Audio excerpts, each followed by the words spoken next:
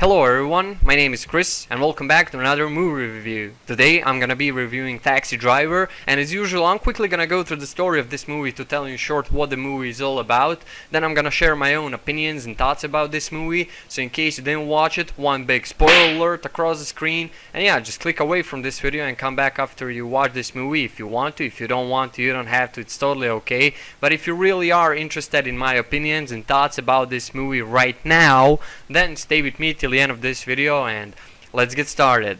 Actually, before I get started, I just want to say that this video is kind of honored to my friend who actually recommended me this movie 2 years ago. I'm ashamed. It took me 2 years to watch this movie. See, I promised my friend 2 years ago that I'm gonna watch this movie, and I decided to watch it like what, a week ago. Well, I hope you're happy and at peace now, and thank you for recommending me this movie. Let's move on to review now. So, Taxi Driver is drama slash psychological type of a movie, and it's been released back in 1976, so this is one very old school movie. Story of this movie follows a man called Travis, which is played by Robert De Niro, by the way. And it shows the life of one very lonely taxi driver. He suffers from insomnia and many other psychological issues. He is taking pills and medications, and he decides to get a job as a taxi driver to occupy his mind and just to do something instead of just being at home doing nothing, you know. And when he becomes taxi driver, he starts to work 12 hours a day. He drives taxi often, every night almost, and he witnesses all the scum and everything that is just going on around him on the street, all the criminals, hookers, all those bad things, and he just starts to collapse even more psychologically, seeing all that. Then at one part of the movie he meets this girl called Betsy. She falls in love with him. At least that's what he thought. He just kind of tries to get into relationship with her, and then he fails, and after that he gets even worse with his mindset and his psychology. And as the movie goes on, by the end of the movie he kills some people, and he starts to like train. He buys some guns and he goes and kills some bad people, and he kind of becomes a vigilante, let's call it that way. He does some vigilant acts, and that's pretty much what the entire story of this movie is all about. So it just follows psychological issues of one lonely taxi driver. And honestly, fuck yeah, this movie was amazing. It's probably one of the best movies I've seen.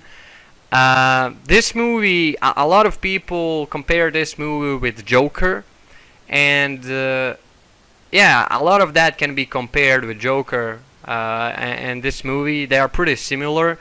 Both movies follow one man and his psychological issues, and you just watch him going from bad to worse. There are even some elements that have been taken from this movie and just implemented into Joker. So a lot of people say that Joker kind of copied Taxi Driver a little bit, and when you watch this movie and when you watch Joker, yeah, there is a little bit of copying. They stole the element of self-thought about this movie. This movie ends in the way, in such a weird way that it just leaves you with your thoughts. The final scene in this movie, you can think about it whatever you want. You can think it's real or it's just made up in his head, and it's kind of the same thing with the Joker. And I feel as well now after watching this movie that Joker kind of stole that element. But from the other side, this movie was phenomenal. It really does show the psychological side of men in today's modern society, and how hard it actually can be for a man to live in such a harsh surrounding and society surrounded with ugly people and ugly side of society, it really does show what can happen to you. Again, it's pretty similar to Joker from that side, but it's just old school. So I think Joker had way better performance than Taxi Driver. So yeah, those two movies are pretty similar, and I really like the Taxi Driver. I really like the side that shows what a failed love can do to a man that is already feeling lonely. I feel like this movie is more focused on the loneliness, and I kind of felt this movie. I can relate so much with it. Before I had a girlfriend and before I was a loner, I kind of felt the same way as Travis did. Just I wasn't going mad and drinking pills and all that, but I also felt lonely, and a lot of lonely men could relate with this movie. And if you're a lonely person and when you watch this movie, I'm not quite sure, are you gonna feel better because you can relate with it, or you're just gonna feel worse?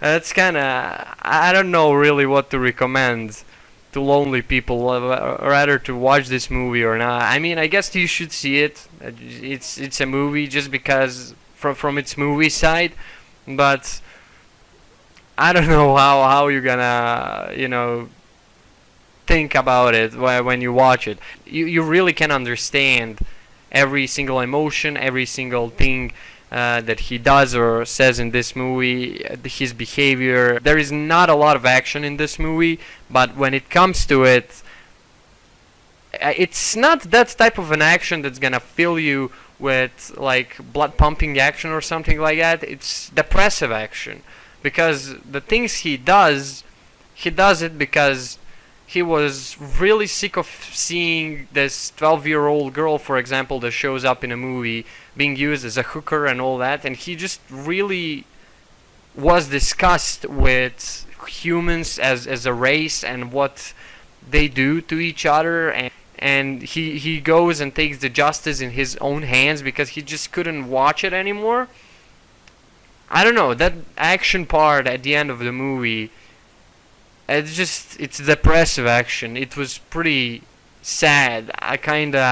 In the same time he did the good thing, but in the same time he did a bad thing. You just don't know how to feel about it, but then in the same time you can really relate with the character and you can understand them. So it's one hell of a movie. I'm sorry I haven't watched this movie before. I definitely should have.